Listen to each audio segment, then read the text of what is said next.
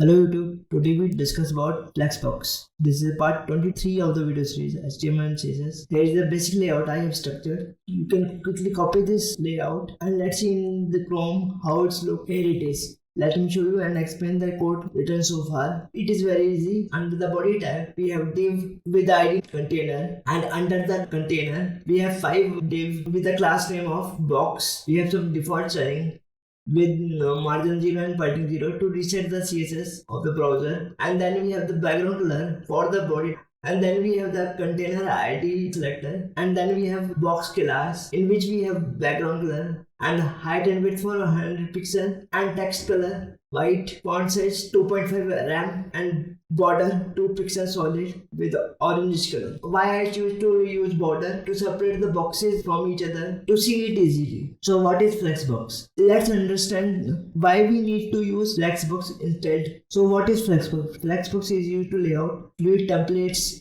So for using a Flexbox, we have to change this div container into flex container. Currently, it is a box model container which we use normally. So for activating the flex mode, just we have to use display flex. Now let me show the result. Now you can see with a single line of code, we successfully transform in column layout. Let me increase the height of the container 100 VH. And let me give you a cheat sheet for the flex properties. You can quickly print screen this slide or you can write it down.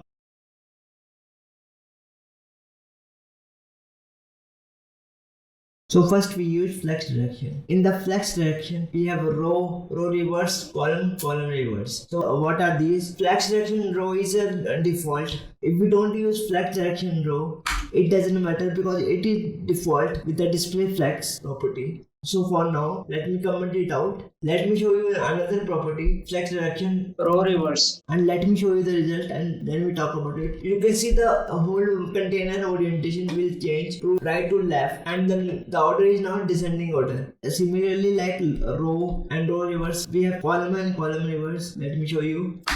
And now let's see the difference. And now you can see our boxes are vertically aligned. And now another property, similar to row reverse, we have column reverse. Let me comment the above line and show you the result. Now you can clearly see the orientation of the container is changed again, but instead of right to left or left to right, it is bottom to top. Let me show you why. Back to our slides and show you some interesting concept. In the flex box, we have these imaginary line, main axis and cross axis, which we have seen in this diagram. So what are these? If the flex direction is row, the main axis is horizontal, but if the flex direction is column, then the main axis is vertical, top to bottom, and the cross axis is also changed. I will tell you the use of this in detail, but for now keep it in mind. Let me remove all the unnecessary code and uncomment this line, and let me show you justify content center. What it will do, it will center the content in respect of main axis. For now, main axis is horizontal. If you remember what I said, so you can clearly see the flex direction is horizontal. So now let me change the flex direction to column and let's see what the result.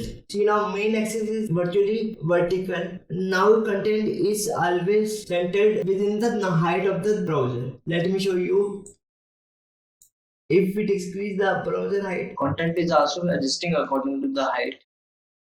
And you can see it is also trying to fit in the height of the browser by reducing the box height, which is fabulous because it gives the wonderful ability of responsive web to us in a such short and beautiful code. There is no need of media queries. Let me change flex direction back to row and tell you some other properties like flex end. So let's see what the result. By using justify content flex end, all of the boxes shifted right side of the screen, but it is different from earlier example where we use row reverse and it will change the polarity of the boxes ascending to descending, but in this case the order of the boxes does not change. Let me show you. See, if we use row reverse, the polarity is also changed, but if we use this flex end, just the content shift to right to left and the position of the box will not change. The default value of justify content is flex start, and there is one more property of justify content is space between. Let me show you. It will give space between of your content, and like other flex properties, it is also responsive. So it is very good to learn these flex properties. You can see I am achieving these cool effect by manipulating only 2 lines of code, which are these. So it is very useful to learn Flexbox, but using space between the farmost columns are stick to the wall. So to resolve this, we use space around. Now you can see there is a margin within the corner box. The margin beside the corner of the box is exactly half of the margin which is between the boxes. And it is also responsive. But what if we want equal space? We use space evenly. Now the space between all of the content are equally same. And these properties also work in like direction column also. You can see that it is still functioning properly. And if you are still here, hit the like button and subscribe to Code Fusion. So let me show you another property which is align item. Let me comment it out first. And now let's see how align item will affect our content in the browser. And now you can see the content of this container is in the middle of the web browser, because it's like a justified content, but it is working on the cross axis. When we are using row direction, main axis is horizontal, but the cross axis is vertical. Now we are using cross axis by using align item center, and we are in the center of this cross axis. That's why our content is in the middle, and we can also use in the combination of justify content center, and now our content is exactly in the center. So let me show you some align item properties. Let me remove these 2 lines to simplify the code. Align item is quite similar to justify content. The only difference is that it only works on the cross axis. Now change the property flex start. So let's see what the result. See, now boxes go top left, and now let me show you flex end. The content moved down to bottom. Now let me show you a wonderful property which is flex wrap. Let me increase the height and the width of the boxes. Now let me show you the property of flex wrap. You can clearly see the boxes are rearranging according to the browser size. By the use of flex wrap or Flexbox itself, we don't need to add media queries in our CSS file. Instead, we achieve this complex behavior with only 2 lines of code. That's the power of Flexbox. And let me change the size of the boxes back to 100 pixels. And now let me shrink the size of the browser. And now you can clearly see there is an unnecessary gap between 2 rows. But why it happens? Because there is a one more property, alignment content. If we select alignment content start, you can see that the gap is disappeared, because the default value of alignment content is stretch. We can also use center. You can see that now boxes are in center, or we can use flex end or flex start, which we have discussed. Let me show you how to all of the content in nice and neat form. Alignment content center, justify content center, alignment item center. Now the content is perfectly centered and it is responsive too.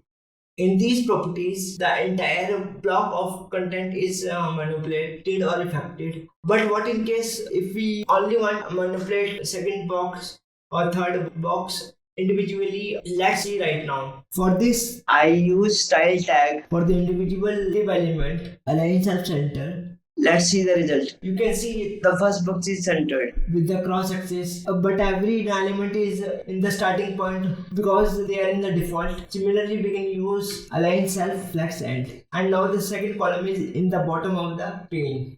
Now you get the idea. The properties are pretty similar what we have learned in this video so far. Let me remove align self style. Show you one more property. Order with the integer value 5. Let's see what will happen in the browser. You can see first box goes to the 5th position. So order properties is used to change the position of the content. Let's say order of the second box to 3. You can see now the second box is in the 3rd position. Let me remove all this order style, and now I tell you the next property, flex grow. So what is flex grow?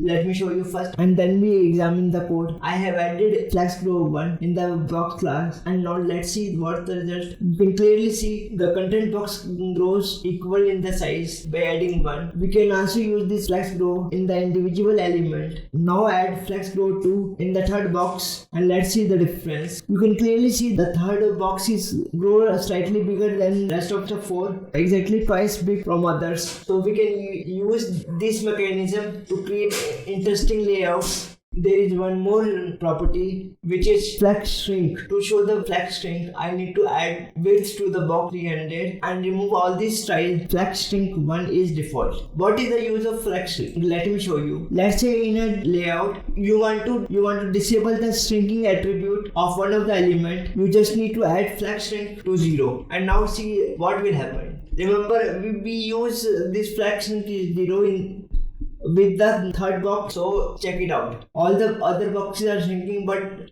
box 3 is not shrinking because it is set to 0. Or else we can also set it like 2, 3 as we use in Grow. So flex shrink by 2. It will shrink more than the other, precisely twice. That's all for now. If you like this video, please hit the like button and subscribe to CodeFusion and hit the notification bell. Thank you for watching until the end. Keep practicing and keep improving yourself day by day. See you in the next video. Bye bye and take care. Thank you for watching.